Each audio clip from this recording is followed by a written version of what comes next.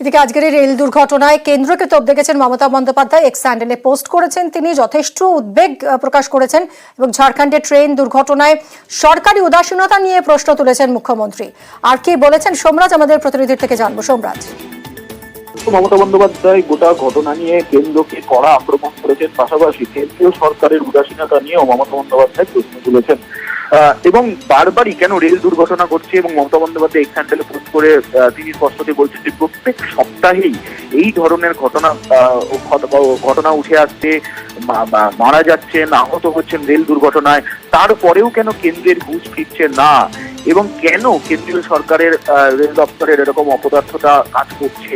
গোটা বিষয়টি নিয়েই মমতা বন্দ্যোপাধ্যায় কেন্দ্রকে কড়া আক্রমণ করেছেন এবং যারা নিহত হয়েছেন ও আহত হয়েছেন তাদের পরিবারকে সমবেদনাও জানিয়েছেন মুখ্যমন্ত্রী মমতা বন্দ্যোপাধ্যায়।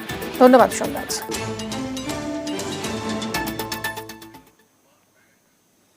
কোচবিহারে ফের পঞ্চায়েতে ফুল বদল। কোন ফুল ঝরলো আর কোন ফুল ফুটলো দেখাচ্ছে একটা ব্রেকের পর। সঙ্গে থাকুন।